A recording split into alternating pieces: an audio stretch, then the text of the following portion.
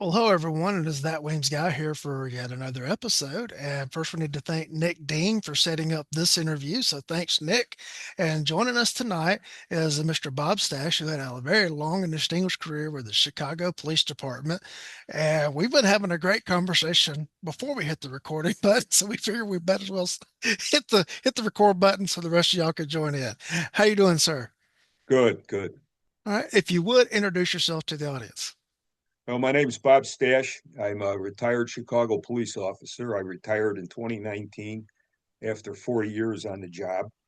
I worked a variety of specialized assignments, primarily in gang, narcotics, and tactical teams throughout my long and esteemed career. I was a street sergeant for a while and a tactical sergeant. I was also a sergeant in a homicide unit for quite a while. I made lieutenant in 2001.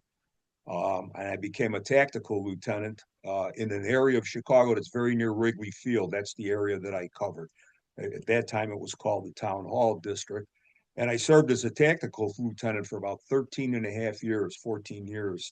And then I finally went to Special Functions Division, where we started up a new unit called the Detail Section that handled primarily homeland security and active shooter response for all the sporting events and stadiums in Mhm. the city, as well as like the McCormick Place Convention Theaters and Navy Pier and everything else. And it was more or less like a counterterrorism unit. Right. I did that for like the last 6 years of my career.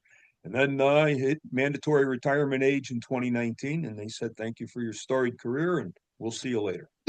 And that And was it. replaced you the next day. And yeah, like the finger in a cup of water, once the finger is out, nobody knows who you are anymore. Yeah. Now the guys, hey, who was that guy that used to work over there? Yeah, Uh, yeah.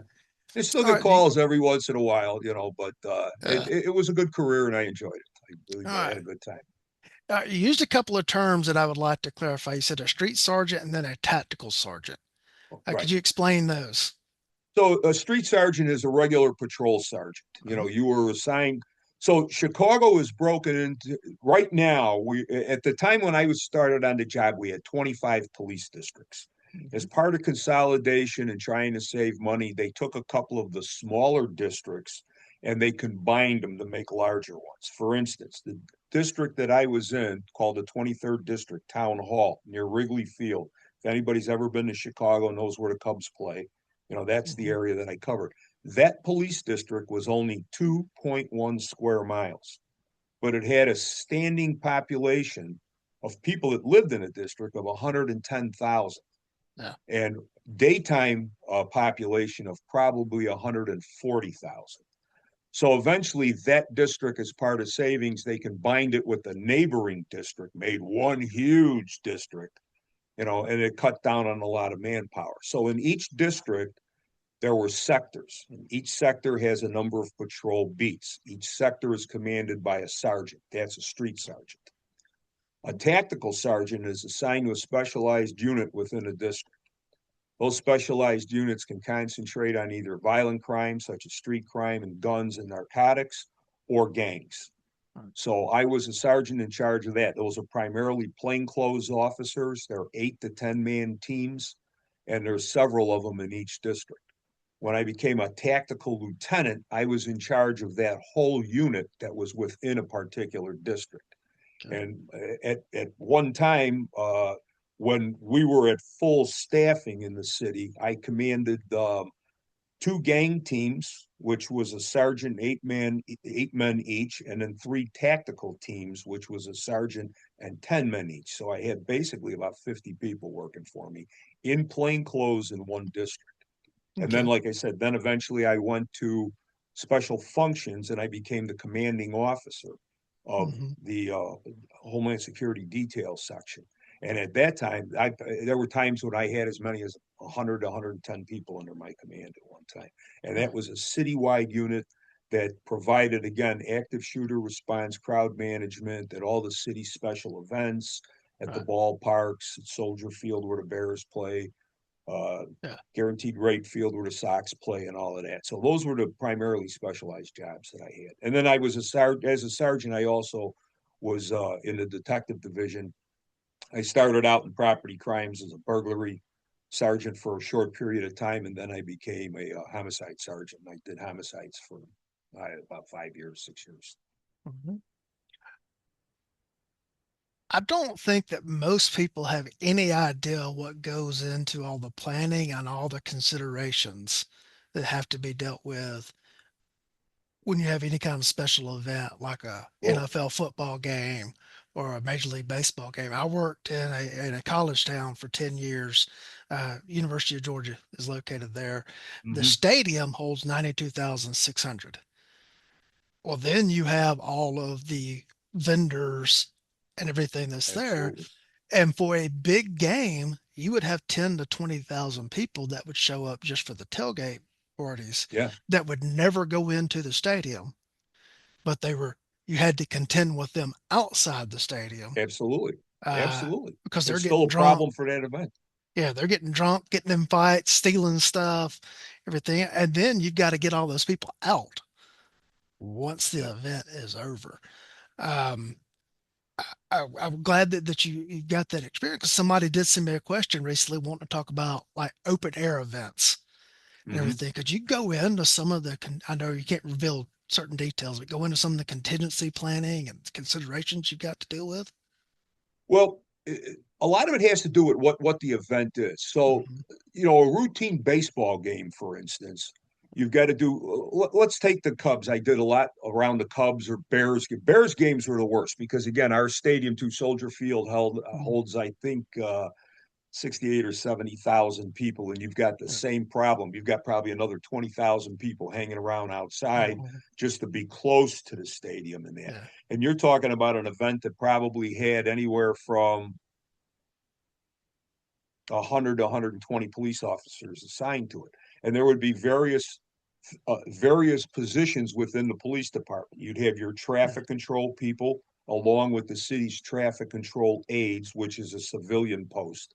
Those are like not meter maids, but just traffic aides. They're Hmm. unarmed. They're assigned to the Office of Emergency Management and Communications. They're not even assigned to the police department, but they handle the basic traffic control, moving Yeah. people down the streets, closing intersections, making the turns, parking, all of that kind of stuff.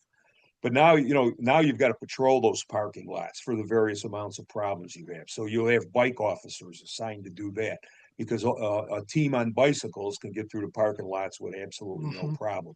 You move a lot faster than you can in a squad car or on a motorcycle or that. Yeah. You got fixed posts, usually assigned at all of the gates where the magnetometers are. You've got to have law enforcement Hmm. personnel there in case you encounter a problem there.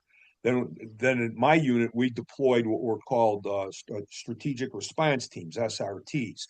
And those were active shooter response teams. They'd be positioned in certain places outside near entrances or where crowd ingress and egress was. And those were heavily armed officers, level 4 body armor helmets, carry M4 rifles and stuff like that, prepared for any of those contingencies.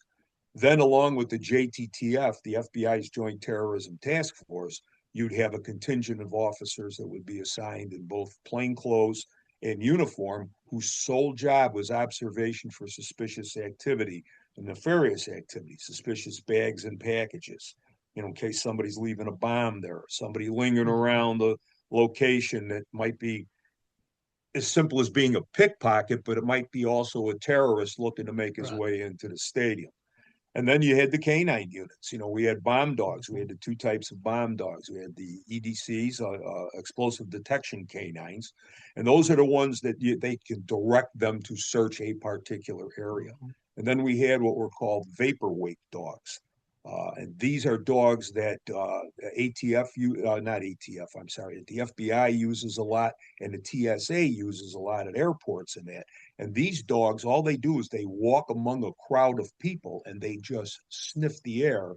And when they smell the components of a bomb or that, they'll go right towards the exact person that's carrying it Hmm. out of a crowd. So there's all of that going on at any one time. Yeah. You've got the myriad number of supervisors, sergeants in charge of each one of these sections, lieutenants in charge of each of those sections, and then you've got the personnel in the command posts, and that doesn't even include what's going on back at the Office of Right. Emergency Management and Communication, where they're monitoring all of the city's cameras, all the cameras from the stadium, which I'm sure you're familiar with because I'm Mhm. sure the stadium in Georgia was probably cameraed inside and out Right. like crazy. Well, now you Yeah. got to man all those rooms. So there's a lot of work that goes into it. But once you do one or two, I don't want to say it's like a cut and paste, Right. but it's when you have the basics down and you know what you're doing with the Mhm. basics, each game or each event based on weather conditions, crowd, what they're playing, whether they're winning, losing, or whatever, you might have to tweak your manpower, your posts, your locations Mhm. a little bit. But generally speaking, that's the Yeah. way you dealt with just about every event. Yeah. With my agency back then, once you got an assignment, that assignment was yours.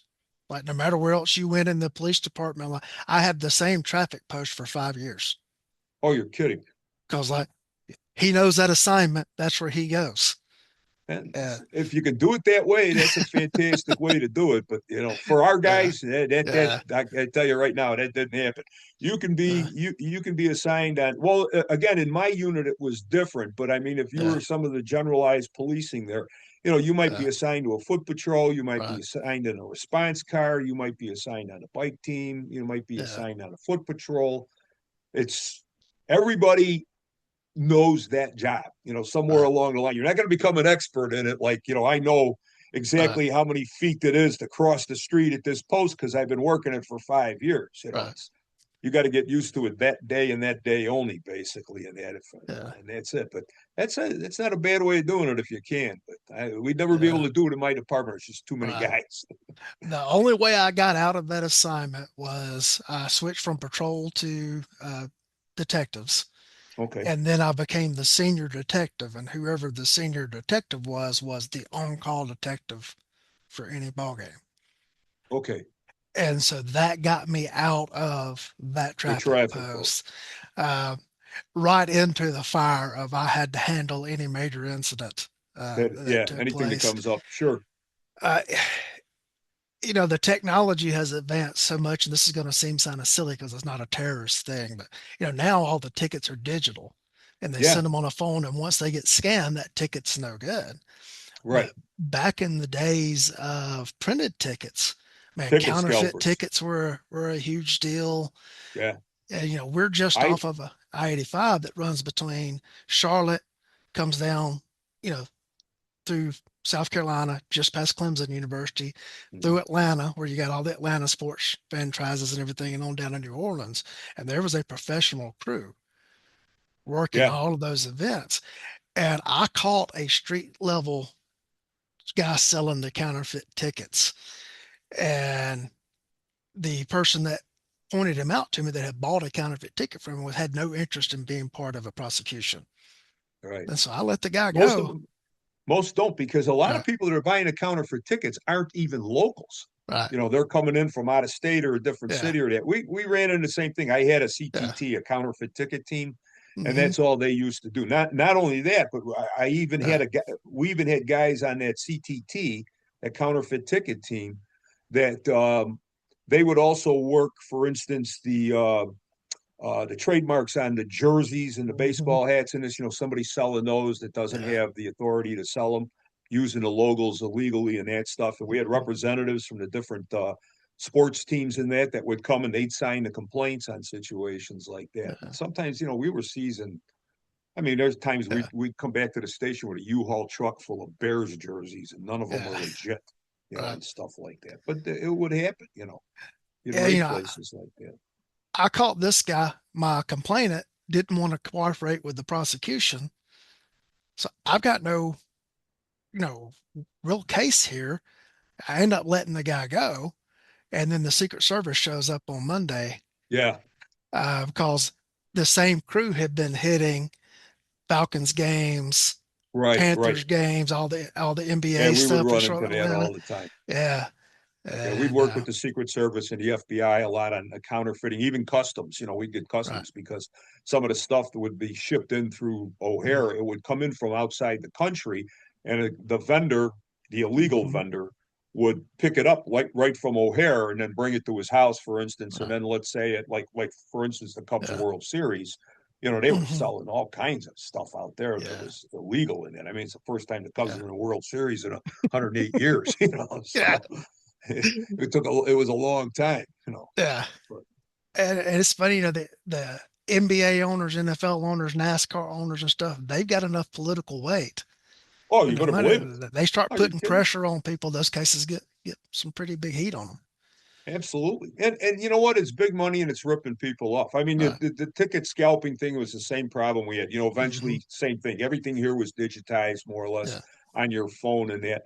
But we Yeah. used to get the counterfeit tickets and you'd feel bad. You'd get a guy to come in, let's say, like we're Yeah. from Nick's at in Indianapolis. He'd drive in from Indianapolis, a 4 hour drive to Chicago, Hmm. and he'd bring his wife and his kids and they'd go to a Sox game and they'd say, no, there were no tickets available or the tickets were really Hmm. expensive. And then he encounters a guy that says, hey, you know what? My wife's at home. She's sick. We got 4 tickets. This thing, I can't go to the game. I got to dump these tickets. Would you be interested in buying them? Hmm. I'll sell them to you for half price. Then the guy Yeah. buys them and then finds out that things were printed about an hour and a half before on this guy's home computer. Yeah. And he's just dumped maybe $200 on these tickets and he can't get into the game. And he's Yeah. got ripped off. And he spent 4 hours driving here from Indianapolis. They're going to spend the night. Now, if he wants to get Hmm. into the game, he's got to pay the full price tickets at the game. You feel Yeah. sorry for people. Yeah. Scams, I think, are some of the worst, because not a slight tangent. What I mean by scams, too, Hmm. is the fact that you see how many times elderly people Hmm. are victimized by these different scammers, from the Nigerian scams, the Yeah. social security scams, to your family member is sick and all of this stuff and send me money and I'll help you out and all Hmm. this. It's some really low level pieces of shit that are doing Yeah. stuff like that because Yeah. you're taking advantage of people who really don't have a lot to lose. Some Hmm. highfalutin guy that owns $1 million company, he doesn't really care if he got scammed in some tickets. The Yeah. hell with it. I'll just buy new Yeah. ones. But Right. I mean, when you take a hardworking guy that came up and he's just lost $200 in that, and now Hmm. he's got to lose another 300 to get tickets to get into the game. He's Yeah. out five, six, seven, $800 to bring his family up here to enjoy a day. Doesn't happen. Hmm. That's pathetic. But then again, if it Yeah. wasn't for pathetic people like that, you and I would never had jobs in law enforcement. So Yeah, it is it's job job security. security a little Yeah. bit there. It's job security. Yeah. One of our biggest fears with the major events was obviously you had to plan for in the event of an attack, but anything was subject to set off like a stampede of people trying to get to the exits and getting out, and like the crush damage, crush danger, and all that. People getting crushed under a crowd Yeah. was always a huge concern for us. Yeah, it always is because a lot of the injuries that are caused at a lot of special events, and even after bombings and terrorist attacks throughout the world, a Hmm. lot of times most of the injuries were based on that. A good Hmm. example of it was the Route 91 shooting in Las Vegas. Yeah. Although 58 people were killed and like 300 shot by that goof up in the Hmm. Mandalay Bay, there were another like 400 or 500 injuries from people who got run over or trampled or fell or Yeah. fell over a fence and stuff like that. So when panic Yeah. sets in those situations, a Yeah. lot of times the those types of injuries turn out to be even worse than what the actual attack would be. Right. Because Yeah. it sometimes happens. People are going to get Yeah. hurt because panic sets in. People aren't prepared for stuff. Yeah. Same thing with like law enforcement. You got Mhm. the police officers that have control of their cell themselves rather, and control of their training and everything else, so they can react under stressful conditions. And you get some Mhm. guys, those lackadaisical, semi, as we call them, empty holster type policemen, who basically just driving around, have no clue what's going on, and then when it happens, they panic. Yeah. And then that panic usually causes overexertion of violence, possibly, i.e., police brutality, Mhm. or they freeze and don't do anything, Yeah. or they join the crowd and run in fear. And we see that all the time, no matter where you go and stuff like that. We've had people here. We had a situation in Chicago one time. It was a New Year's Eve party on the second floor of a hall. You know, the main floor was being renovated, so they had their party on the second floor. But there were probably about 500 people at this New Year's Mhm. Eve party. A fight broke out. Somebody sprayed mace, and they maced a couple of people. And after they maced these people, everybody started panicking and running for the exits Mhm. in this. Well, one of the exits that a lot of people ran down was because of the renovations downstairs was a doorway that was closed off, and the Yeah. people just kept pouring down this stairwell. Mhm. Lee, 21 people died in that stairwell. Yeah. 21 people were crushed to death in that stairwell.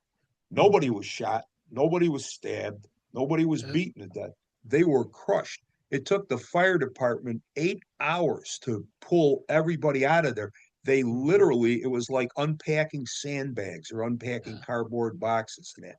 The people were just that some of them were just asphyxiated because their chest Mhm. were compressed so much they just couldn't breathe, Yeah. and they asphyxiated to death. Some suffered broken necks and all of that because of the crowd on Mhm. top of them, but all because of a minor fight that broke out Yep. during the celebration. And everybody panicked when the mace got sprayed because they Mhm. started feeling the effects of the mace. Yep. It's, I mean, unbelievable. Yeah. So, you know, the most inconsequential things can actually prove to be very consequential. Yeah. And stuff like that that people just don't have a basis of knowledge of. Because Oh, they absolutely. think about the bad guy might get me, but it's okay. The bad guy might do something way over here, and then everybody runs this other way, and that might be more dangerous than where it was actually the bad stuff was happening. Oh, absolutely. Yeah. Absolutely. We had a neighboring police department, Mhm. a suburban department. This Yeah. story goes back probably 20 years, but it was, I mean, it was like one of those crazy ass Yeah. situations. This copper does a routine traffic stop. Mhm. I don't even remember what the violation was for, but you know, probably a typical one, maybe an expired plate or Yeah. no tag light or you know, a stop sign or whatever. But he pulls this guy down, and as the classic Mhm.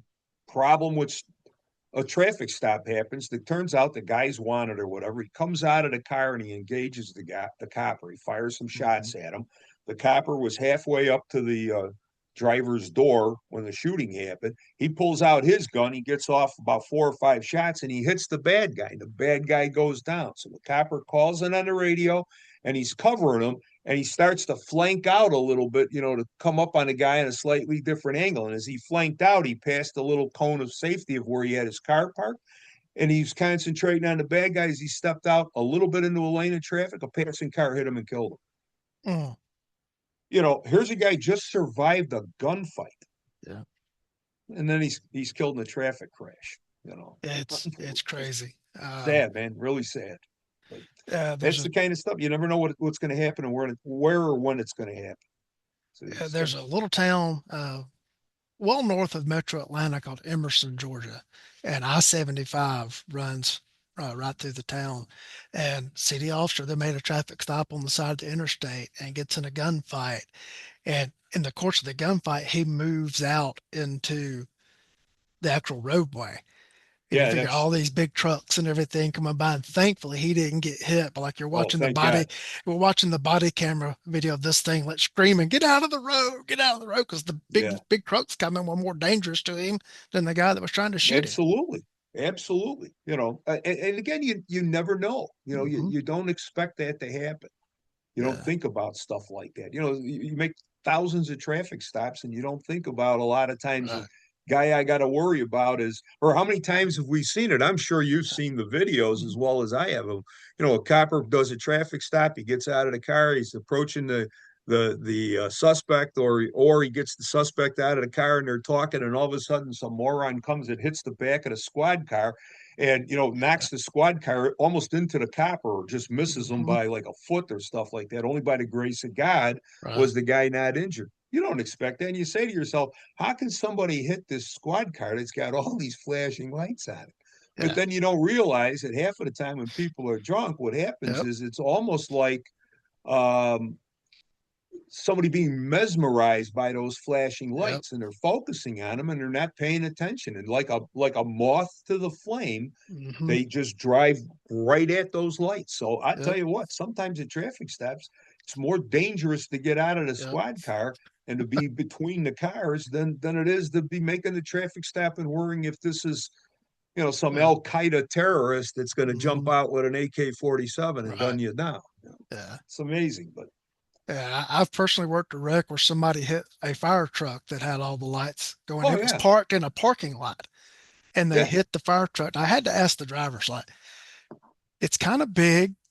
It's yeah, got flashing. red. How did Mm-hmm. you not see it? You know, Yeah, it's, we've had that happen too. We've had that yeah. happen. We've had them where they're going like past the fire scene, and my only Uh, assumption could be is maybe they're watching something else and that. right. But again, like you said, how can you miss this big red truck? I mean, it's Yep. got all these lights flashing on it, and Hmm. it's pretty good size. Damn near the size of a bus, and you still hit it. Yeah. But hey, Yeah. like I said, job security at the time. If it Right. wasn't for people like that, we wouldn't have our jobs. Yeah.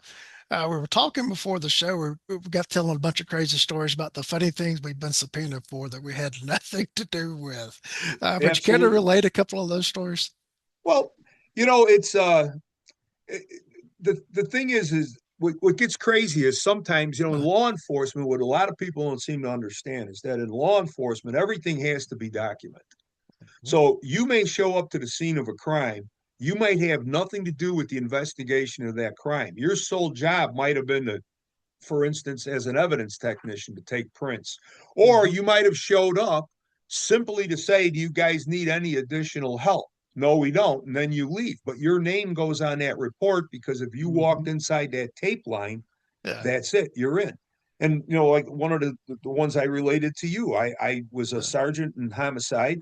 There was a homicide nearby. Another team was handling it.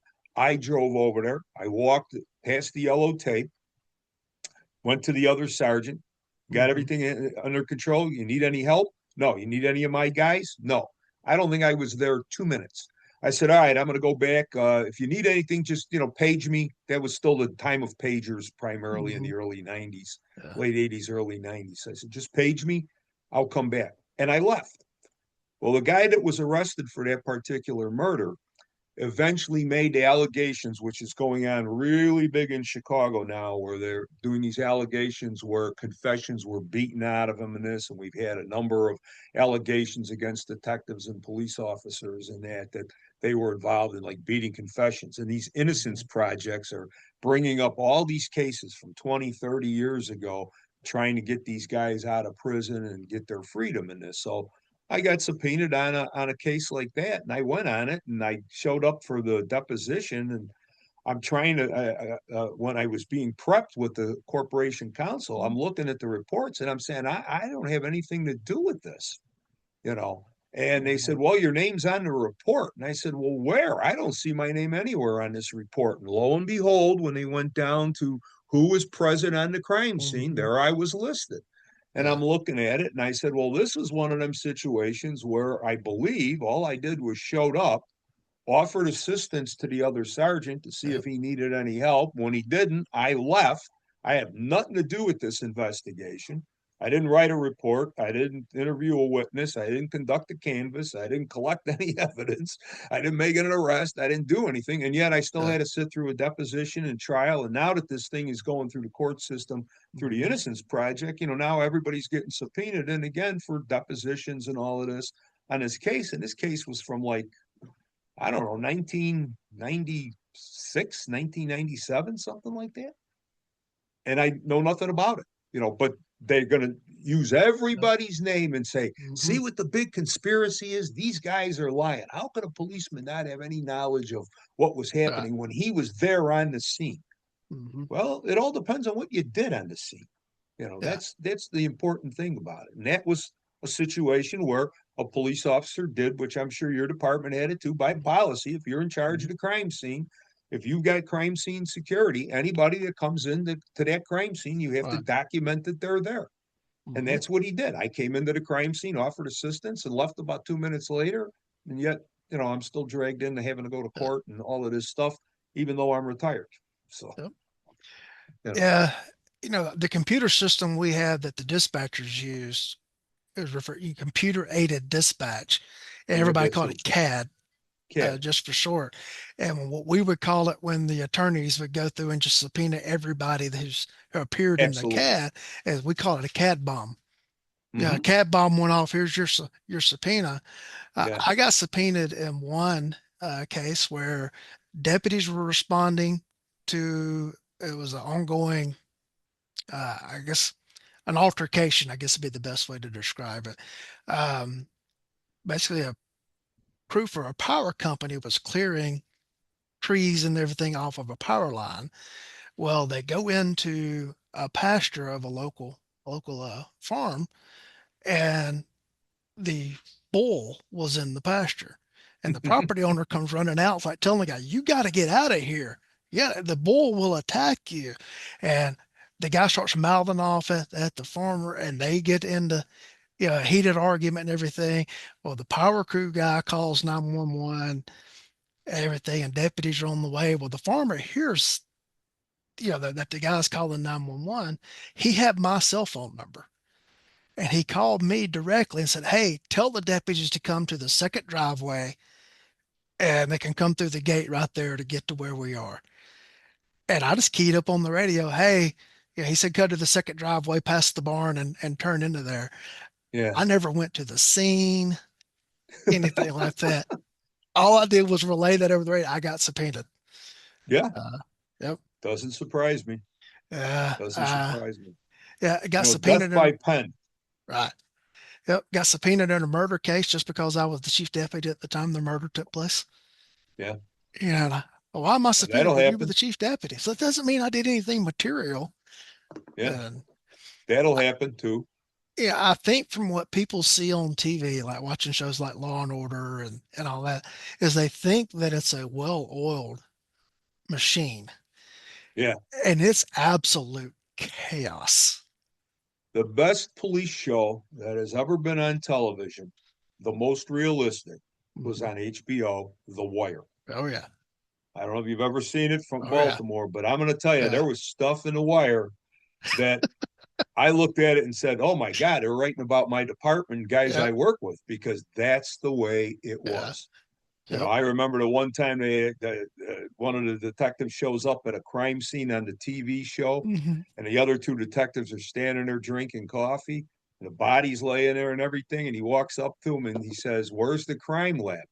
How long you been out here? This guy's gonna, start to decompose pretty soon. You've been out here for about 4 or 5 hours." Yeah. He said, "Well, the crime lab's tied up at some city councilman's house where his house got burglarized, and they're taking fingerprints off the guy's back gate." Yeah. Yeah, instead of handling a murder. And man, I saw that and I said, Jesus, I've been in that situation about 2 or 3 dozen times. You know, this is Uh, just unbelievable. But it's the uh, truth. That's the way it was. David Simon, who was like the lead writer and producer for The Wire, was Yep. also the writer of the source material for that show, Homicide: Life on the Street. Life on the Street, which was again the second best Right. uh, television show having to do with Hmm. police, and then the Yeah. third best was Police Story. Yeah. And David Simon had a line in the book that was the source material for Homicide: Life on the Street. It said, "Logic and reason is rarely the engine that propels a police department forward." Absolutely, he's one hundred Absolutely percent true. right. He's Yeah. 100% right. You know. Yeah. And, depending on whose numbers you look at, somewhere between 1% and 3% of all arrests ever even make it to court. The rest of them either get, plea bargained, dismissed, sent to some sort of diversion system. And, you Yeah. know, here in Georgia, we have multi-county judicial districts. Well, my Hmm. county would only get 14 criminal trial weeks a year. Well, we're making cases 52 weeks a Yeah. year. There's got to be some sort of filter system there. Absolutely. They've got to pick and choose. And, if they've got to try a murder, they're not really concerned about somebody's seventh shoplifting, Right. Right. and it's, And, in a way that's good and in a way that's bad, because I think the biggest problem that we have in this country nowadays is the fact that there's no consequences for what mhm. people do. And there Yeah. has to be. That's part of the fallacy of the judicial system. This whole Hmm. idea of what is the purpose of the judicial system. Right. Is it to rehabilitate? I don't think so. I mean, this is a Yeah. personal opinion now, Right. but this whole idea that you're going to rehabilitate, the way you rehabilitate is you prevent the crime in the first place, and a Mhm. person takes individual responsibility and looks at something and says, this is wrong to do this. Right. Or like when we were kids, it's the old time of when you touched a hot oven and you burned Mhm. your hand, you never did it again. Right. So, I'm sort of that volition that says that got that little shoplifter that just stole the Mhm. winter ski gloves, you give him 30 days in jail. I guarantee you he'll never steal them Right. gloves again. But if you put him on a diversion program or Mhm. supervision or conditional discharge or probation and you let him Yeah. right back out on the street with no bail and no bond, he's going to say, hey, Yeah. there's no consequences to doing wrong. I'm going to go Right. and do it. And then based on broken windows, now that he Mhm. gets away with the little things, now, I'm going to start stepping it up and doing more crime and more crime and more crime. And Right. I'm positive in Georgia, the same as it is here. It's the problem is the recidivism of the Mhm. hardcore criminals. When they Yep. reach that stage of being a hardcore criminal, you Mhm. deal with the same guys over and Yep. over and over and over again. Yeah. We just had this guy that set fire to this girl on a CTA train here in Mhm. Chicago, poured gasoline all over. She's sitting there totally innocent. He walks up to her, pours gasoline on her, and sets her on fire. She's still in Yeah. the hospital with third-degree burns. This guy had 79 prior arrests. Yeah. 16 of them were felonies. Out of the Mhm. 16 felonies, 5 of them were convictions. And he did prison time for a couple of them, and he's out. Yep. And some of these were like robberies and stuff like that. The guy'd get an 8-year sentence and he'd be in the joint for 16 months Mhm. and they'd let him out on it. And then Yeah. the next thing you know, he commits crime again and again Yeah. and again. That's a problem. We need to Yeah. start locking these people out. It's got to go back to the days where there has to be Mhm. consequences. Yeah. And if the judicial systems are being overwhelmed, like you're talking about down by you, with Yeah. shortened trial periods and stuff like that, or Mhm. not enough of manpower, then you've got some real problems here Yeah. because you say to yourself, then why do we even have the police out there arresting anybody if we can't Yep. send them to trial? Isn't that the whole purpose of Yeah. locking somebody up? Is putting them Right. into the trial system. I don't mind taking a plea bargain. If a guy Right. says, look, if I get convicted, I'm going to do 5 years. If I plea, I'm going to do 3. But I'm a firm believer. If you give that guy 3 years, he Mhm. does the 3 years. He doesn't get one day for every, 1 day off for every good day that he's done in jail. That's Right. bullshit. Yeah. The guy's in there for 3 years, lock him up for 3 years, put him in a cell, let him out 1 hour a day to exercise, half an hour a day to for hygiene, take a shower or whatever. And the only thing he gets to read in there is a daily newspaper and the Bible. Lock him up for that 30 days under conditions like that. That guy will never steal those ski gloves again. I just about Yeah. guarantee you. But Yeah. we don't see that anymore. Now it's let's coddle the bad guy. Yeah. You And talk about the it, guy's been arrested 71 times, and you see the reaction in the public, and I understand it's emotional. Say, the cops need to do their jobs. We did our job 71 times. absolutely. Absolutely. Yeah. I and it almost got to the point, it almost gets to the point, I'm sorry, it Mhm. almost gets to the point, it was a way of thinking for myself too. I Mhm. used to tell young coppers all the time, I would say, listen, dude, there's 3 phases to the criminal justice system. Okay. There's law enforcement. Your sole job is to go out there and arrest people who break the law when that Mhm. arrest is applicable. Now again, you can advise, you can consent. It's like stopping a guy for a traffic violation. You don't give every guy you stop a ticket.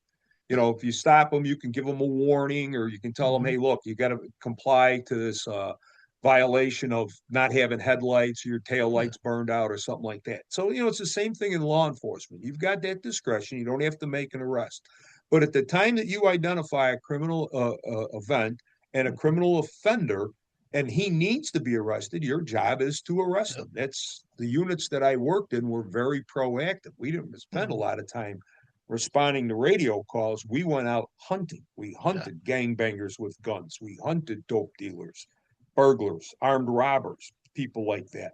Take them, arrest them, and lock them up. That's phase one of the judicial system. Phase two is the prosecution. The prosecution's got to be able to put a case together based on evidence that they have so that they can get a conviction beyond a reasonable doubt. And if they're concerned about it or they don't think the case is big, it's up to them to make that decision whether or not to offer a plea bargain and take something of a lesser charge. Maybe instead of burglary, you'll take a plea for theft. Nobody was harmed or anything. It was just a taking of property, but we can get this theft conviction. We can get it through the system real fast, and there's consequences to this guy's actions. And then the third phase is the judges and the juries. They have the responsibility of listening to the evidence that's presented and then convicting people if necessary and if applicable, and then locking them up. Well, the failure usually in the current justice system is with the prosecutors and is with the judicial system. I mean, the judges and the juries. It's not the cops, like you said. The cops locked this guy up 71 times. Yeah. The prosecutors didn't properly prosecute him, and the judges in that gave him sentences that allowed him to serve almost no time at all. So I've always said that people always blame the police for the problems, Mhm. but it's the police that are the only ones that are actually doing what they're supposed to do. Yeah. Somebody should go talk to the prosecutors.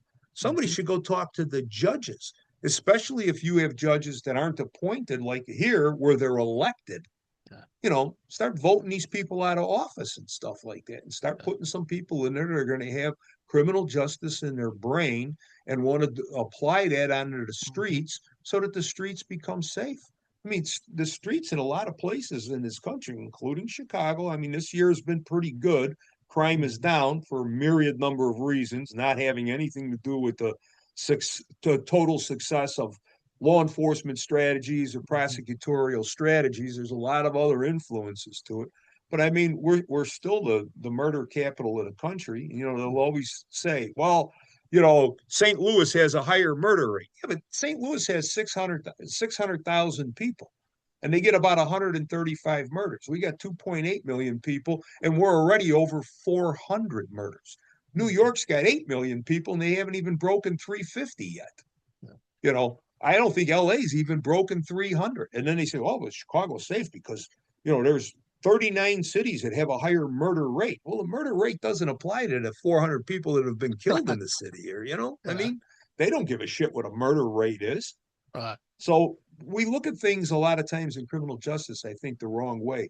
And as you mentioned before, the problem is that the general population that's Mhm. out there, the general public, their view of it is everything that they see on television. And Mhm. they believe that television is a recreation of real life. Yeah. For instance, you mentioned Law and Order. Now, I'm Mhm. going to tell you something. As long as it's been on television, I have never seen an episode of it, but there's this TV show called Chicago PD. I have never watched it.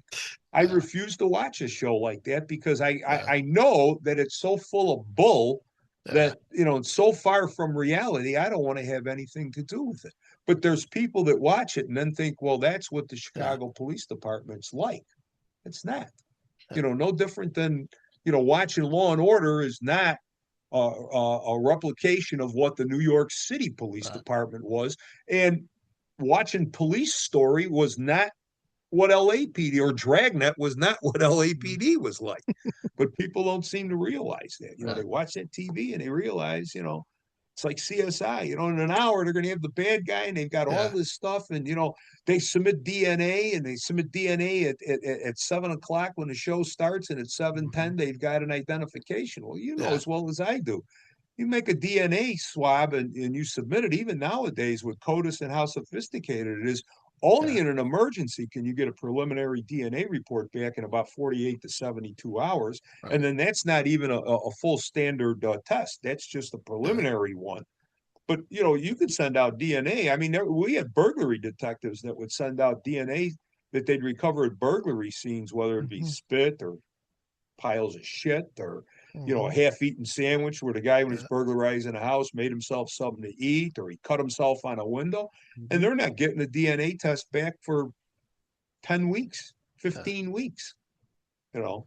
But people think, hey, they take DNA, and it's Yeah. almost like when you enter a request for a search in Google, they think it's going Mhm. to be instantaneous. That's what they Yeah. do. You stick the DNA in the machine, and 5 minutes Yeah. later it comes back and says, "Oh, the DNA belongs to John Smith because Yeah. he's in CODIS." And then again, he's got to be in CODIS. Right. Yeah. That's the thing we're seeing. I don't know what the current turnaround rate is because I've been out of it for several years on the front lines. Um, we were seeing cases 9 months to a year and a Yeah, half on DNA. yeah. And When I now when it was first starting in the late '90s, mid to late '90s, like when I was in the hmm detective division, where it was used the most, obviously, was in sexual assault cases. hmm And I mean, we'd have our sex detectives. They'd submit like a rape kit. They might not get a DNA hit back for a year.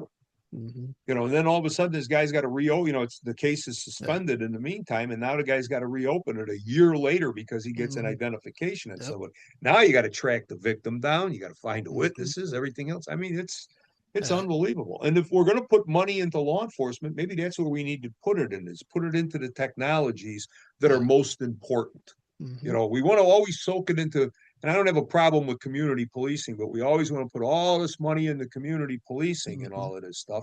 And that's fine and dandy. But you know what? Maybe we should be putting it into the things that are really important, like, DNA and the computer Yeah. systems where we can process evidence a lot faster and that, Yeah. so that we can get resolution to these cases more quickly than we when we hmm have in the past.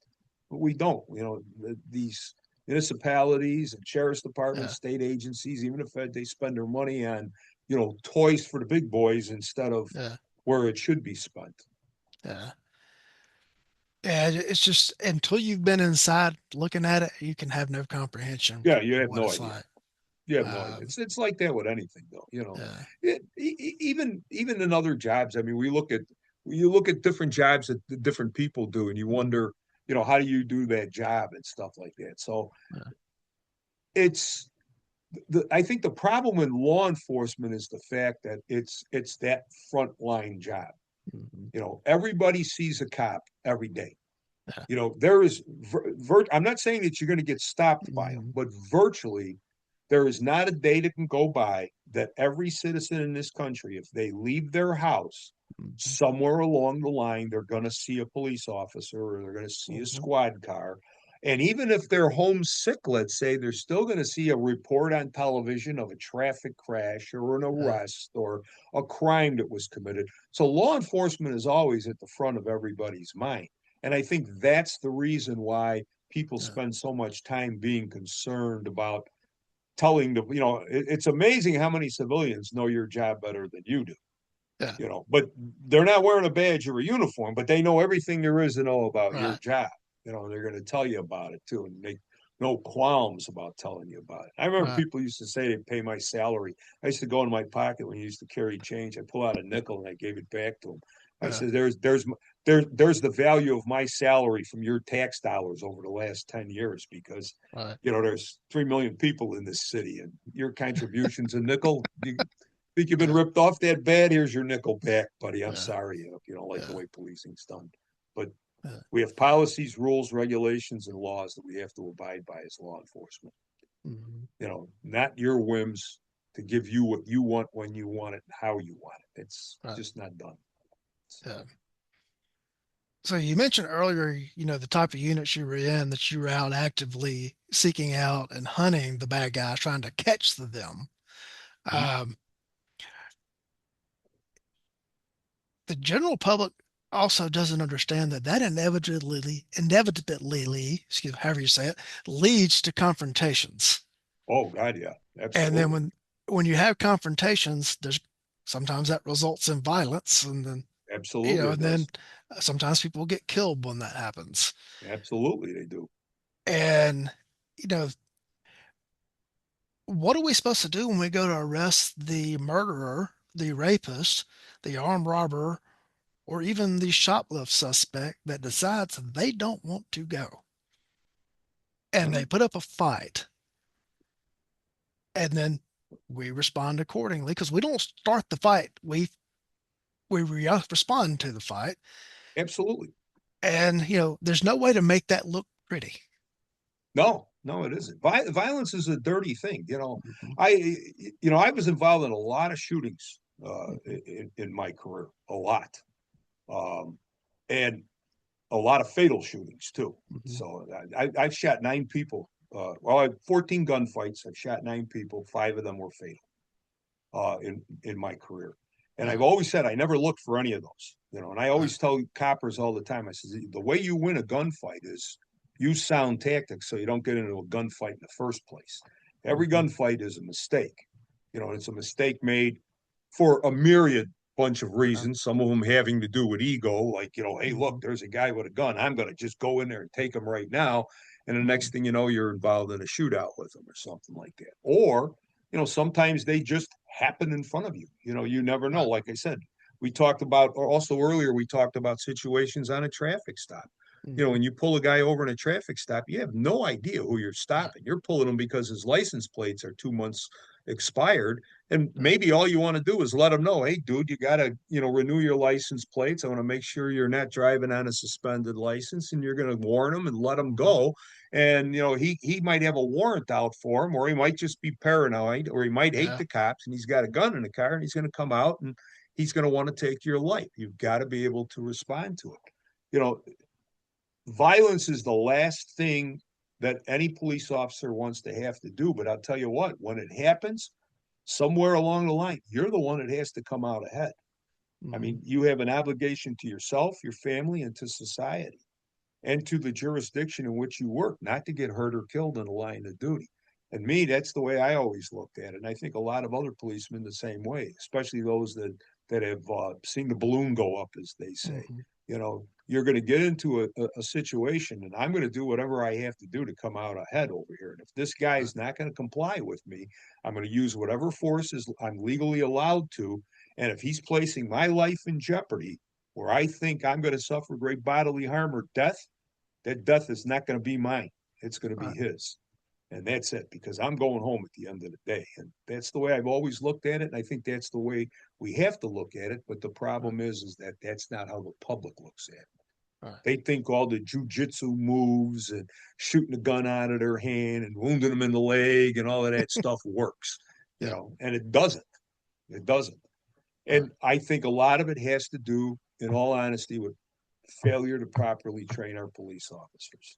Right. We're not training the way that we should be trained. Okay. It's an amazing thing here. In the 60s and 70s and 80s, the most important study that was ever done was done by the New York City Police Department in 1979, SOP 79. And what they did is they examined 1,000 police shootings that New York City cops were involved in. And they looked at everything. It is one of the most comprehensive reports. Pull it up on the internet someday and read it, because I'm telling you, it is really good. Mhm. And what they came to the conclusion of, they were the ones who determined that, most of the gunfights happened very close range, usually multiple offenders, low light conditions, usually on Friday or Saturday or nights or into the early Mhm. morning hours. And this, they went through everything. The interesting thing that they studied, and this is the time where almost everybody was carrying revolvers, they said that the average bad guy was firing approximately 3 to 4 shots at the police officer, and the police officer was responding back 4 to 5 shots with a hit ratio of about 23%. Okay. So, in other words, if you fire 5 shots at the bad guy, you're lucky if you're going to hit him one time. And this is at distances as close as maybe 9 feet. Mhm. Okay. But you're only firing 4 shots. Now let's jump ahead from 1979 to now. The last study done by the FBI, the average number of rounds fired by a bad guy at the police officers are 7 to 9, and the average amount of rounds police officers fire back are 11 to 15. And guess what the hit ratio is right now? Still about 26, 23%. 26%. Right. It's gone up by 3%. So basically, what we're teaching coppers to do is pray and spray, Mhm. right? I mean, guys firing 11 to 15 rounds. You're responsible for every one of those bullets that comes out of the gun, Right. but you're firing like crazy. And why is that happening? Well, what's changed? When I came on the job, especially when we had 6 shot revolvers, you were always taught, and I went to gun sight also. Mhm. Jeff Cooper's, at that time, was called American Pistol Institute in the 80s. Mhm.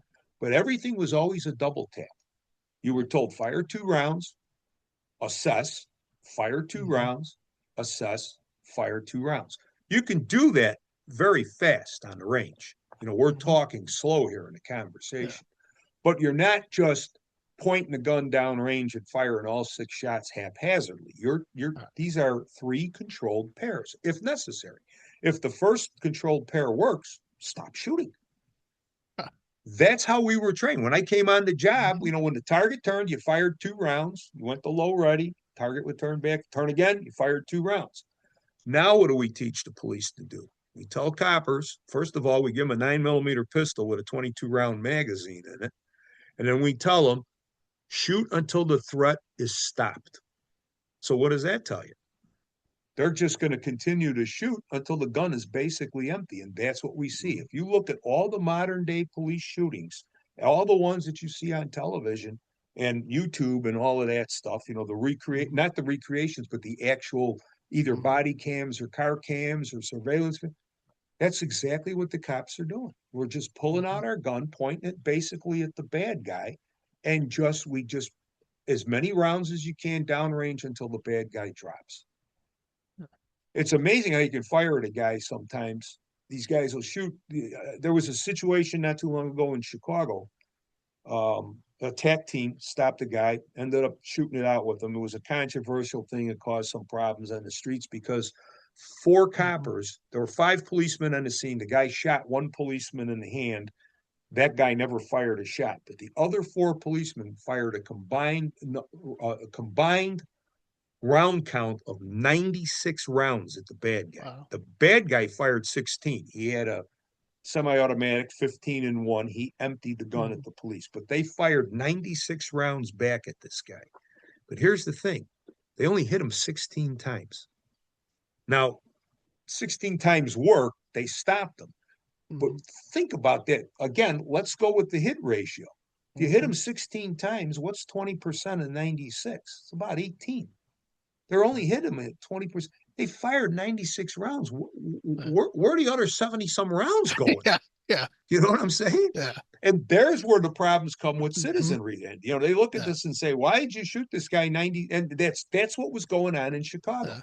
Yeah. The citizenry was up in arms because they said you shot this guy 96 times. Yeah. Dude, they didn't shoot him 96 times. They fired 96 shots at him, but Yeah. they only hit him 16 times. That's 4 officers Mm-hmm. reloading and everything and firing and you got to say to yourself, Mm-hmm. what failure in training occurred that these guys were in such a panic and or Mm-hmm. a fear mode that the only thing that they can keep thinking about doing is emptying their guns, and a couple of them reloading and re-emptying their guns. One Mm-hmm. guy fired 42 rounds, one Yeah. copper, 3 different magazines he loaded and fired a total of 42. Everybody else emptied their guns. And then they reloaded, and then he realized the guy was down and he was out for the count. But by Yeah. the time that was over, they'd fired 96 rounds at this guy. I mean, to me, Yeah. that's a problem.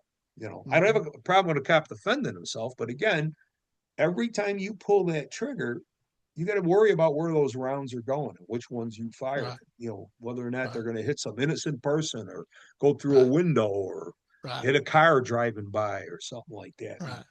I think that, and I'm sure you'll agree with me too, that it's the training issue problem is the fact Mm-hmm. that as soon as there's a budget problem in a police department, what's the first thing that's cut out of the budgets almost all the time? We Training. go right to training. In Mm-hmm. service training goes right out the back door.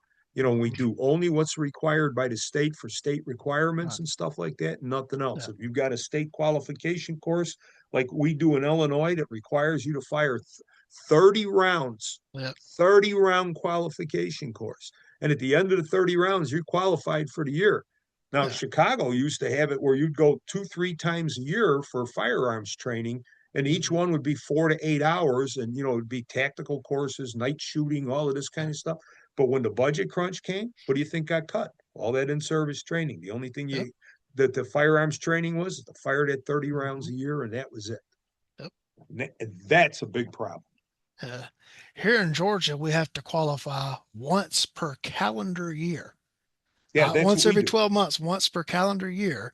So we're about to roll into 2026. Yeah, I could go to the range on January the 1st, 2026, fire my 30 round qualification.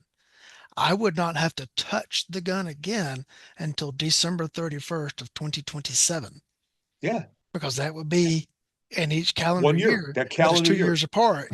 That's It's exactly how Illinois is. That's mhm, exactly how it is. You got to do it within that calendar year, and usually we're the same way. mhm, Come January 1st, they'll mhm, start sending out from the firearms training unit. They'll send out mhm, the grid and all of that of yeah, what districts, units, or whatever have to go what days and all of that to mhm, send their people to qualify and yeah, stuff like. Yeah, once a year, that's it. yeah. And our qualification course, which is set by a certifying body, Yeah. allows for 6 complete misses and still be qualified. Well, that's how Yeah, ours is. Out of the 30 yeah, rounds, all you've got to do is hit the target 21 times. yeah. And it's got to be the target that we use, it's like a standard silhouette target, but it also has within it an 8.5 by 10 block. Mhm. So it's 10 inches long, 8.5 inches wide. Yeah, You've got to get 21 rounds in that 8.5 by 10 inch block at the various mhm. distances Yeah, and stuff like that and time limits to qualify. So it's not like you can completely. I mean, you could right, completely miss the target, but I mean, if you right. hit the guy, if hit the target in the Mhm, arm or you hit it in the leg or something like that, mhm, it doesn't count as a right. hit, even though it's still on the target. You Yeah, know, but you got to have that 21 rounds in there, and it's just a straight pass fail. You get your mhm, 21 rounds in there, like you said, you're good till 2027. You yeah, know, you do it in yeah. January 26, you're good to January 27. And that constitutes training. Well, it's not really training, it's Oh, qualifying, it's just checking a yeah, box. But then we don't do anything, we, the Imperial, yeah, we're not training decision making along with that shooting, assessing along with that shooting, all the other things that go into the correct application of force. And then we're absolutely. shocked, just absolutely shocked when it goes to pieces in the field and you get what you say, 96 rounds. Right. And because all that guy knew was put the gun between me and the bad guy and just start smashing the trigger. And I'm going to keep doing it. And hopefully the bad guy will go away or stop what he's doing. Exactly. And that's been replicated throughout cities throughout the United Mm-hmm. States dozens and dozens and dozens of times. Amadou Diallo, Mm-hmm. the Haitian immigrant in New York City, three Mm-hmm. coppers fired inside the vestibule of an apartment building. He Mm-hmm. went for his wallet. They thought he was drawing a gun. Three guys opened up on 42 rounds. Uh, They fired at distances of less than 9 feet. You know the scary part about it? They only hit him about 19 times. right. Again, it's Yeah. just that spray and pray. The other guy Yeah. in New York, his last name was Bell. He was in a car Mm-hmm. after a wedding. I guess there was a confrontation at the wedding. I believe he had a gun. He was identified as a guy with a gun. They stopped the Uh, car. I don't know, there were 4 or 5 coppers surrounded the car. Bell pulled up his pistol and everybody opened fire. And I think they fired again like 30 or 40 shots at him, yeah. and stuff like that. Yeah.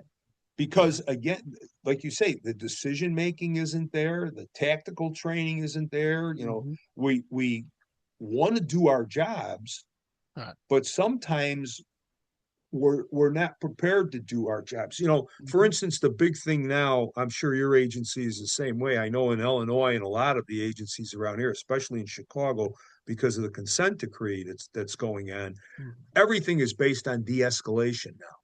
You Yeah. know, so you get a ton of de-escalation training, but most of that is verbal. It's Mm-hmm. ways to back away from something and talk to people and that. Well, when a guy's pointing a gun at you and wants to kill you, that's not the time to be having a conversation about de-escalation. Yeah. Yet we're not giving the coppers the training for that. So Yeah. what do we have? Like you said, points the gun at him, jams the trigger Mm-hmm. as many times as he can until either the magazine is empty or the guy turns and runs or he falls down either wounded Yeah. or dead and Yeah. hope for the best. And that's not the way to end these confrontations. Yeah. It just isn't. That firearms training is vitally important. It's the most Right. let's be honest about it. It's what gets coppers in trouble and sent to Mhm. prison and everything else because they look at it and say, well, this was an unauthorized use of force. Mhm. Well, if it was an unauthorized use of force, then I blame the police department because that, to me, unless the guy is a cold blooded schizophrenic murderer, then it's a Mhm. failure to properly give this guy training because he Yeah. saw no other options. Yeah. He didn't feel he had a skill set to avoid having to shoot somebody. Mhm. So what does he do? He shoots. That famous case in Louisville with the search warrants and that where those Yeah. coppers were prosecuted. I think that the girl's name that was killed was Massey. Her boyfriend answers the door with a gun in his hand. They fire at him a shitload of times, and they end up hitting her and Yeah. killing her. She's an innocent person. You know, is that a failure to train? Possibly. You Yeah. know, it, it could be a failure on the execution of the search warrant, the manner in which it was done and tactically handled and stuff like that. Can't make a SWAT guy out of every copper on the street, but my God in heaven, you can give these guys some training, and the training should be more than, especially with the firearms, like you said, it shouldn't be a 30-round qualification course, and we Mhm. consider that training because it's not. Right. It's a qualification course Right. to meet state standards to continue to Mhm. carry a gun as a peace officer. Yeah. So that's a big problem. And I've blamed that all along with everything. Training is the number one problem that we have in law Mm. enforcement in this day and age. It really is. What lessons from your incidents can you share with us? Well, I know Nick talks about it a lot. Number one, always carry a backup gun. Mhm. Coppers nowadays they don't carry backup guns. I was on a police department that when I got on the job in Chicago, if you didn't carry a backup gun, there was something wrong. And in days of the revolvers, if you had only one backup gun, there was something wrong with you because Yeah. most of the guys, there were a lot of guys that carried a couple of them. Number two is always make sure that that weapon works. You Mhm. know, you mentioned something else. You touch the gun and qualify in January of 2026. You don't have to touch it again Right. technically till December 31st of Mhm. 2026 or 27 or whatever. Yeah. Within that calendar year. Yeah. You got a lot of policemen that are like that. I used to teach my guys all the time. I said, listen, you get paid on the first and the 16th of the month. Here's what I want you to do. On the first and the 16th of the month, I want you to unload your weapon, disassemble it, just take the slide off, wipe all the old oil off of the rails and everything. You don't have Mhm. to clean the barrel and do all of that other fancy stuff. Re-oil the gun, put it back together, work the slide 5 or 6 times, reload the weapon, and put it back into your holster. You do that on the first and the 16th. And I said, and on the 16th, which is the second payday of the month, the second thing that you do, rotate your magazines. I said, at that time, what I want you to do is take the magazine out of your gun, put it into pouch number one, magazine from pouch number one into pouch number two, magazine from pouch number three, you empty it. You only really need 4 magazines if you want. If you want to carry more, that's fine, but I'm saying 4.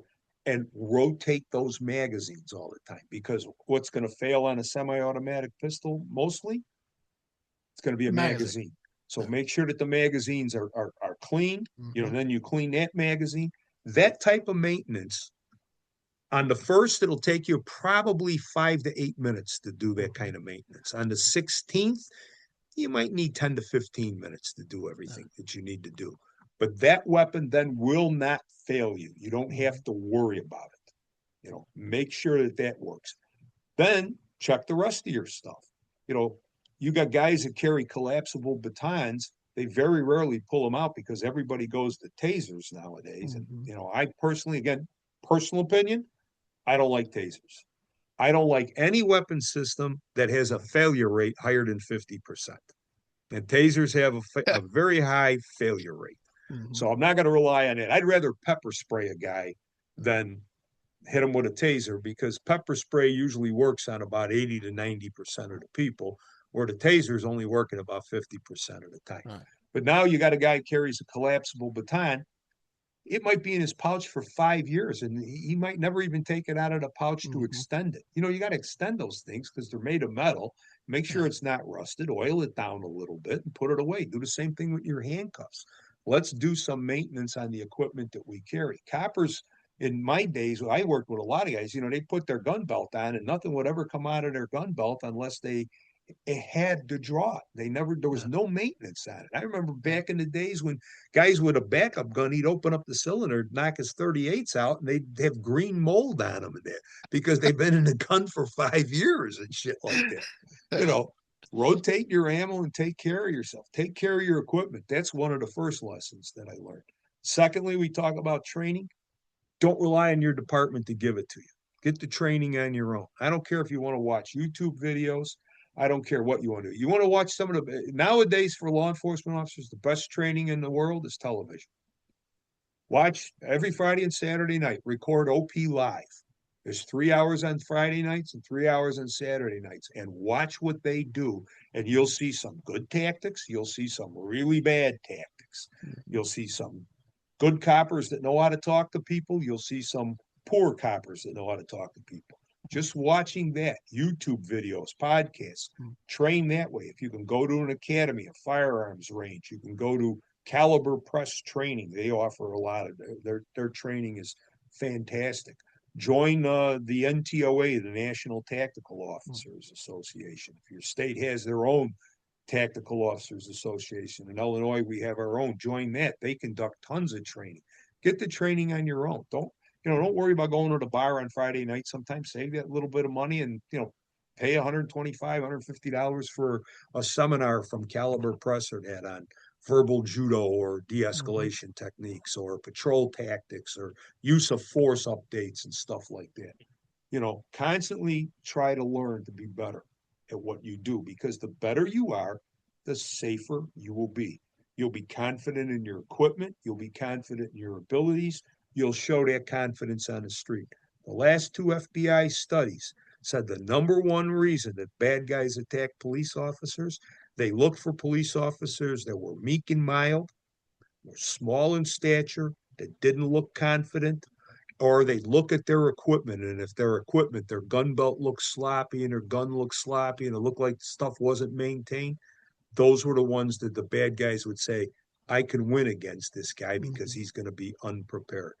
So, if you come across like that Marine Corps drill instructor look, the guy's going to think twice about wanting to take you on. And that's it. By maintaining your equipment, maintaining your level of training, train on your own, you will survive and you'll be okay. So I think those are probably the top lessons for any law enforcement officer. All right. John Hearn wanted me to ask you about visually referencing um, the gun in your gunfights. So, in other words, you talked about in some other interviews that you were not a precision shooter. Right. So, were you using like the flashlight picture? Or Yes. were they so close that it was more of a point shoot? Just what did you do to visually reference the gun? So there's two things that I always teach everybody. Number one is I'm a huge fan of the flash sight picture. As I said, I've gone to gun sight for a couple of their courses. And Cooper, that's all he would talk about. Flash Hmm. sight picture. All you want to do is get that front sight up in front of that rear sight, get it leveled somewhere on the target and squeeze it off. That's it. I'm not the kind of guy that's going to go and I'm not going to shoot a 10 round group at 21 feet and put it into a quarter. Like I've got friends that can do that. All I want to do is hit the guy, you know, give you so that was number one, flash sight picture. Some of the best sights out for combat situations are Hmm. XS's express sights. I don't know if you've ever seen those, but Hmm. the same thing that would be like on an express rifle. It's like a Yeah. low V in the back and a Hmm. big ball at the front on top of the muzzle. And Yeah. it's a night sight. And all you do is you put the ball in the V and you make like a lollipop out of it. And I'm telling you, in a combat situation, up out to 45, 50 feet, you'll be able to hit a man-sized target with no problem because you'll be able to visualize that target very easily with those sights. Those are great sights. Otherwise, like I said, I'm a big fan of just the typical flash sight picture. The other thing is I'm a fan of, I guess you might want to call it point shooting, but basically, you're right. What you do is you orient to the pistol. So, for instance, if it's a semi-automatic at relatively close ranges, out to let's say 15 to 20 feet, if you get the weapon out in front of you and all you have to do is look down the back of the slide and make sure that the muzzle, just like you're pointing your finger, make sure the muzzle is covered on that target, then squeeze them off. Don't Mhm. wait for that precise shot. Just squeeze them off because the bullet goes wherever the front sight is. You Mhm. know, I used to take, when I did some of the firearms training, I would take a target and I would put, holes all over the target, just scattered around. And I'd say to the class, I'd say, all right, well, why do you think all these rounds are where they are? You know, guys would say, well, you're milking the grip, or you're pushing the trigger, or you're pulling the trigger, or you're jerking, or you're flinching, you're doing this. And I said, dude, there's only one reason why those holes are where they are. And that's because that's where the muzzle of the gun is when you pulled the trigger. Yeah. That's the only explanation. The rest of it Mhm. is all BS, Right. because the rest of it is based on precision shooting. This Mhm. is combat shooting. So all you want to look for, as a matter of fact, Cooper, when at API back in the 80s, Cooper used to say, when you fired on the range, when you fired your targets on the range, if you had tight groups, Mhm. Cooper would say you're doing something wrong. He says, you're going to die in a gunfight because you're taking too much time to line up your sights and make a precise shot. He says, I want you to do a flash sight picture. He says, I expect if you fire 8 rounds, we used to fire 45, so 7 and 1, Mhm. 1911s. So he said, if you fire your 8 rounds at a target, he says, I want those 8 rounds to basically cover an area about the size of your hand. Because if you put your hand on your chest, that's about what you have to do. Mhm. That's it. That's all that matters. So you don't have to be that precise. And you can do that by flash sight picture and then by point orienting the gun, or what you call point shooting. I Yeah. refer to point shooting as bringing the gun below like eye level. So here you're Right. basically bringing the gun at eye level, but you're not using the sights at all. You're just, I'm superimposing the weapon on you. Right. And as long as that front sight is on the target or on Mhm. your body somewhere, the round is going to hit you. Yeah. And that's it. And that's all you want to do is hit the guy. You're Even using the even the whole gun as standard, a sight. the whole gun is a sight, right? Yeah. You gotta. I always say it's like pointing your finger. Mhm. If you sit in your house and you just look around at different things in the room and you just take your hand and you point at it, you'll always find it wherever your finger is pointed. You're pointing that fast. You're Mhm. pointing at whatever you're hitting whatever you're pointing at. It's the same thing with the gun. Now the gun is in your hand. Just get it out like it's your finger, as long as it's lined up with your arm, and just look through the gun. And if the gun is superimposed over the target, squeeze. That's it. Yeah. And again, I'm that fan of a double tap. I wasn't one of these guys. I almost never emptied a gun in a gunfight. I only reloaded, I think, in 3 situations. 2 of them were barricaded situations with barricaded gunmen where there was a number of rounds exchanged. Mhm. And one time, a shootout, there was 3 bad guys and me and my partner, and I chased a bad guy, emptied my magazine, and I had a reload. That's it. Because otherwise, bang, bang. And if you've got a good, competent weapon and you hit your target, there's a good chance the fight's over. That's all you need to do. You don't need to dump 12, 13, 14 rounds at a bad guy. Don't waste Yeah. your ammunition. There's a finite amount that you have, and I don't want to get caught with an empty gun. That's why you always Yeah. have a backup, you know. There you So go. Yeah. There's a. I don't want to say it's a growing trend, but I've seen it popping up lately. We talked about it on our recent episode where some of the people in the training community now are saying, well, we're seeing cops fire, these long strings of fire, so we need to be incorporating that into our training. Like, they're calling it the reversing bill drill or something like retreating yeah, bill drill and yeah, everything. And I'm like, so we're training them to fall away and fire 6 shots as they fall away. How yeah, about we worry about the hits more so? exactly. Exactly. When I've gone to like firearms training, I don't even like the bill drill because Hmm. I know what the bill drill is supposed to do. But Yeah. again, you will do on the street what you do in training.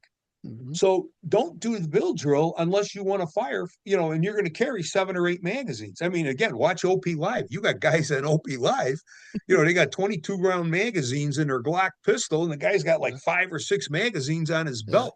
Dude, it's not Fallujah, All okay? right. That you don't. it's a common sense thing.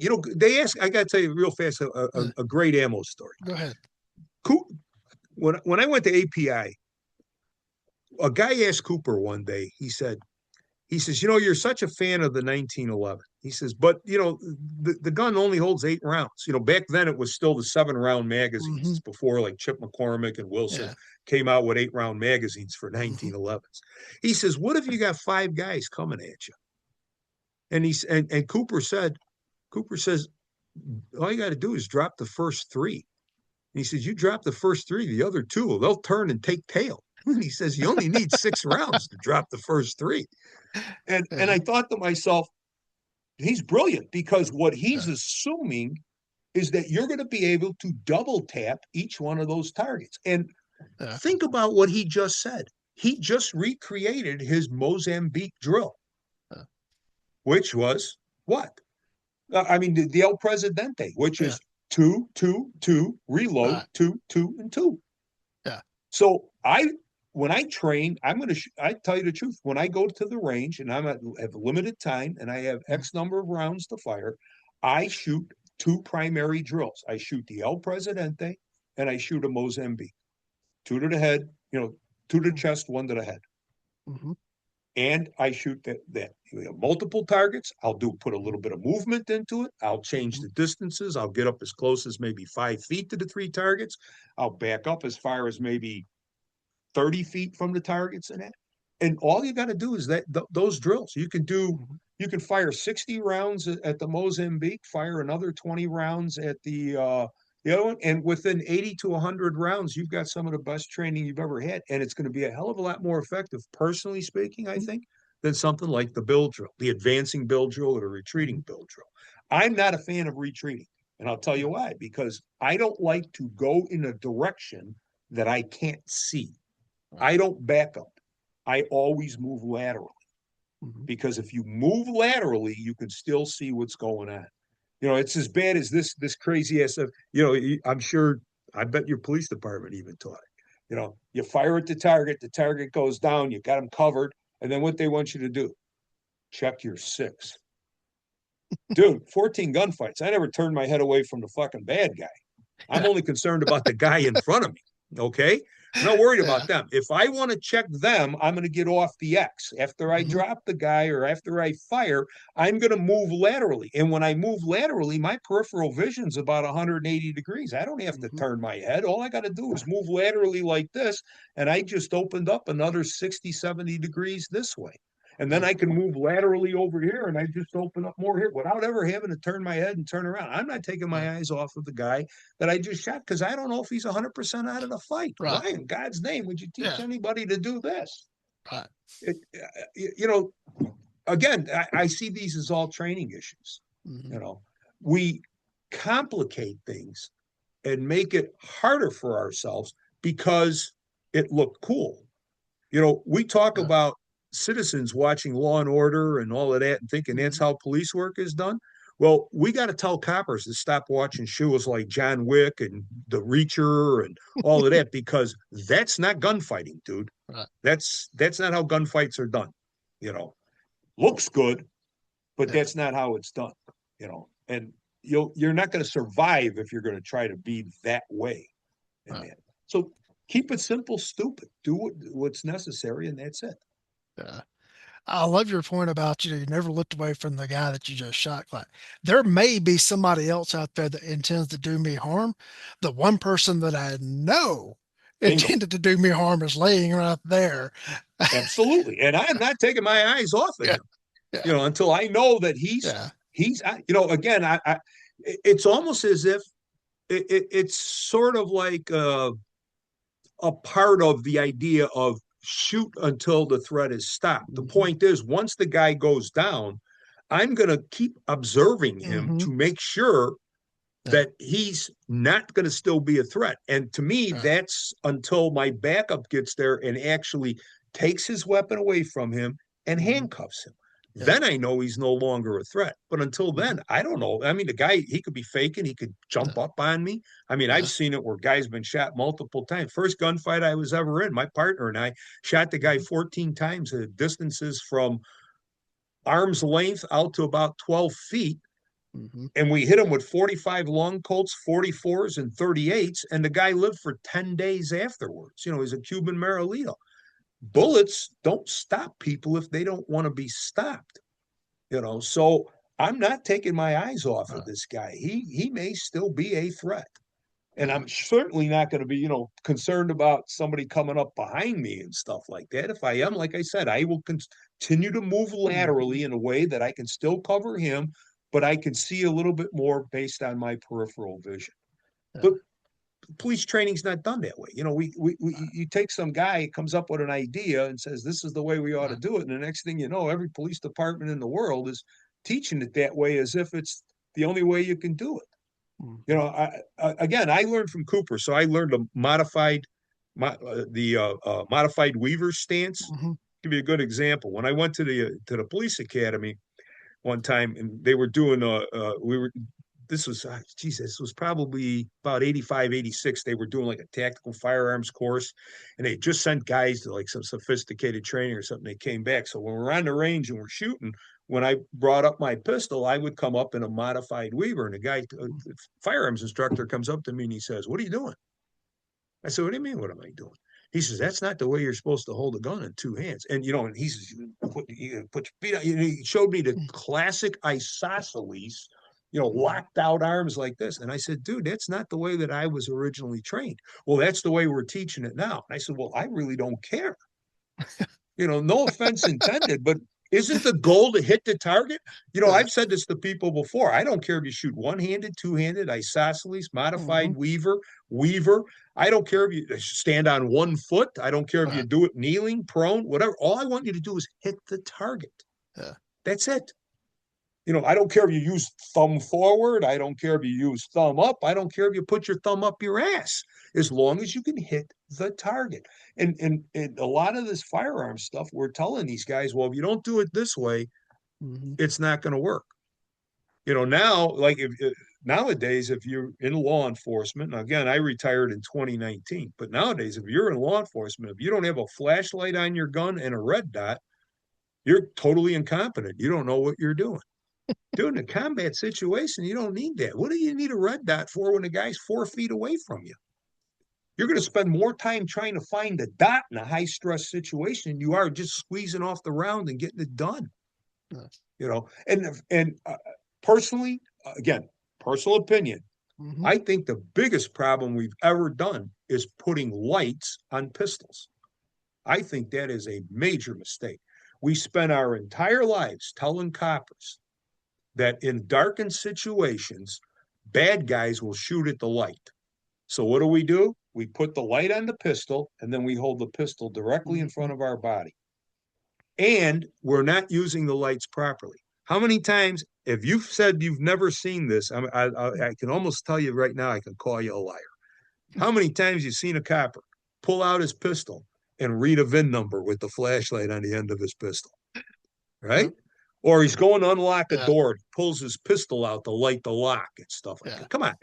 Hmm. You put a tool on a weapon system, the guys are going to use it and they're not going to use it for the way they're supposed to Right. use it. So Hmm. I've never been a fan of that. And they said, well, you got to light up your target. I said, well, why would I light up my target? Well, how are you going to shoot them? I'm not. I am not going to shoot somebody that I can clearly identify. Isn't that one of the first rules of Hmm. gun handling? Know your target. Don't shoot at it unless you can positively identify it.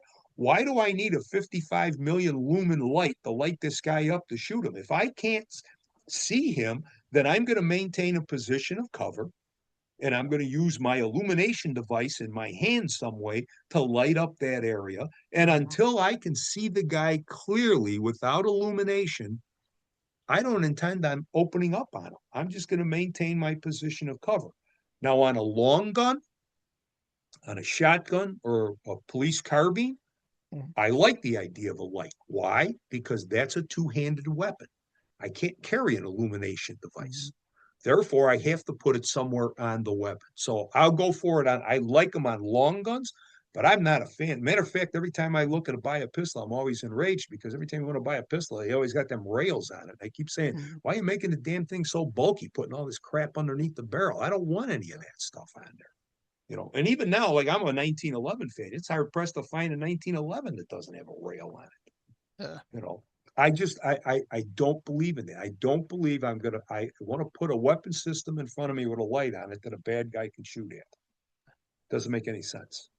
But again, it's not how the prevailing training Right. is.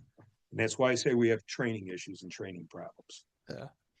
Uh, I attended a pistol class the last 2 days. We had night shoot last night, and I ran a weapon mounted light on my pistol because it's issued, Yeah. everything. It's got to Oh, do it.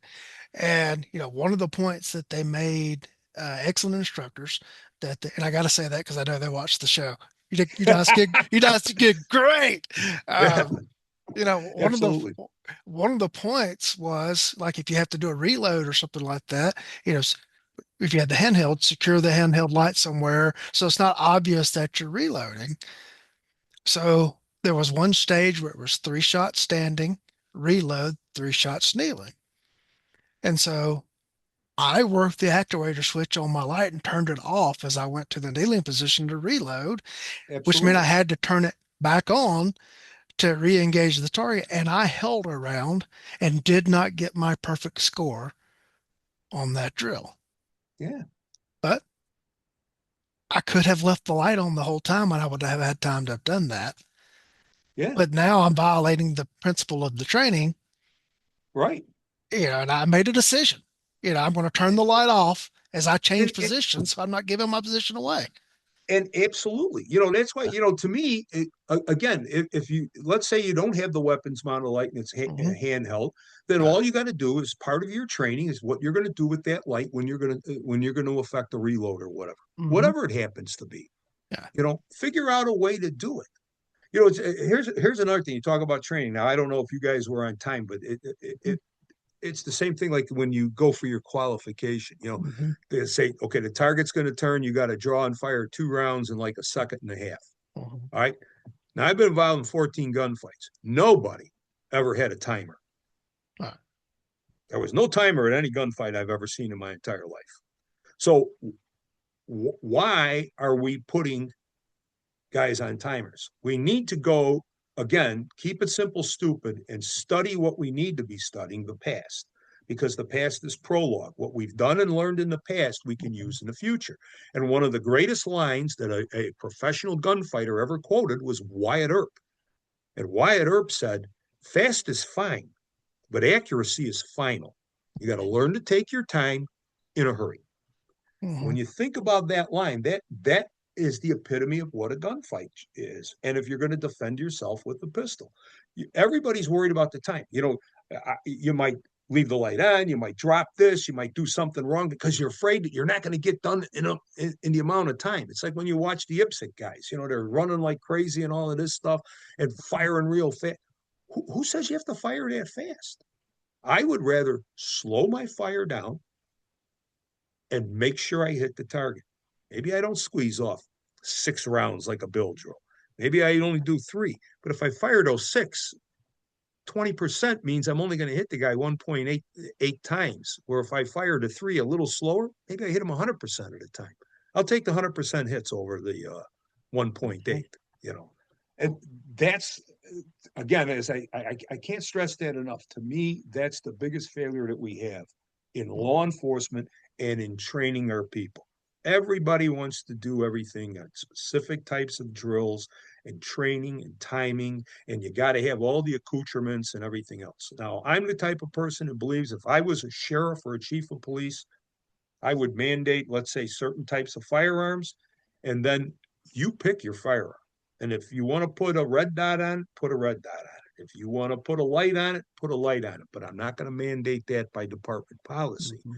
because now you're forcing a guy to do something that he may not feel comfortable. And if he doesn't feel comfortable with it, I'm the good example. My department does not, Chicago did not, as far as I know, still doesn't mandate the pistol light. You can use one, but it's not Mhm. mandated. I like that idea because if you Mhm. mandated that for me, if I was on a department that said I've got to carry a particular gun and it has to have this particular pistol light on it, man, every time I pulled out my weapon, I would feel bad. I would feel uncomfortable and Mhm. not in control because I just like the taser. I don't like the weapon light on a handgun. I like it Mhm. on a long gun, not on a handgun. All right. And that's a problem. You know, I would rather I'll train with my flashlight. And again, like I said, if I turn the light off and the light's not lit and the target's downrange and I can't see it to identify it, my question is, why am I going to shoot at it? All right. It's the same thing. I'm sure your department's got a policy. If you're looking through a window and it's an opaque window and all you see is a silhouette, and you can't show that that silhouette is the bad guy. Are you still going to shoot through the window because you think it's the bad guy? No, you got to positively identify that target. And that's the big problem we have with night shooting. Chicago's lucky because I don't know if you've ever been to Chicago, but I'll tell you what, you Once. walk out in front of my house right now, this Mhm. city is so well lit, you could sit in my driveway and read a book with no Yeah. illumination at all. I mean, because there's a street light every 50 feet, and the street All right. light's like, 1,000 Yeah. lumens. It's unbelievable. You got to black out all your curtains and windows and that just to go to sleep at night Right. because of the ambient light around here, Mhm. you know. So that's never been a major problem. Right. But again, use it to identify where the guy is at and stuff like Yeah. that. But man, to illuminate him and to shoot at him or to shoot at his muzzle flash or Mhm. something, I have a real concern with that. I'd Yeah. rather seek some heavy cover and set up a perimeter and we'll get this guy a different way. Bring the drone in, let's identify where he's at, Yeah. and we'll move in on him that way. Yeah. You know, Yeah. but I will say I worked in the city environment, not like Chicago, but an urban environment, and I agree, it was never dark. it was Uh, never dark. when I went out to the country, it got dark. It gets dark. Yeah, I'll be the first to admit it. I'll be Yeah. the first to admit it. We've got Yeah. areas too, like where the big parks are. We've got Yeah. parks that aren't that lit, or Hmm. the park district saves money, so the park closes at 11, so they turn the Right. lights off at 11. And I'll tell you what, Yeah. them parks or them golf courses, and it gets Yeah. real dark in the middle of Yeah. the night and stuff like that. But Yeah. you You, know, you get away from the squad car and it's just pitch black. Or can't even yeah, see your hand in front of your face, as the old saying is. And absolutely. gets Yeah, dark I up know that there. feeling. I Yeah. do a lot of hunting, and a lot of times when you're going out into the woods, get to the tree stand or that well before the lights go, and you Right. got to either use your headlamp or whatever. But it's funny because you'll get there and you turn that headlamp off and you Hmm. don't realize, like at 4 o'clock in the morning, how freaking dark it really is in them woods. And you realize the tree is Yeah. like 4 feet in front of me and I can't even see it, Yeah. but Yeah. yeah, it All can right. get bad. Is there anything that I didn't ask you about tonight that you would like to discuss? I really can't think of anything. I think we've covered a wide range of Uh, topics. I felt very comfortable with it and enjoyed it. it's been an absolute blast on my end. I have thoroughly enjoyed the conversation. Thank you. It's nice Uh, meeting you under these circumstances yes, and sir. giving me the time. Yes, sir. And I really appreciate you being willing to do this. Thank you very Thank you. much. Thank you You very much. much. It was Yeah. my pleasure and my honor. All right. And to the audience, we know that your number one asset is your time.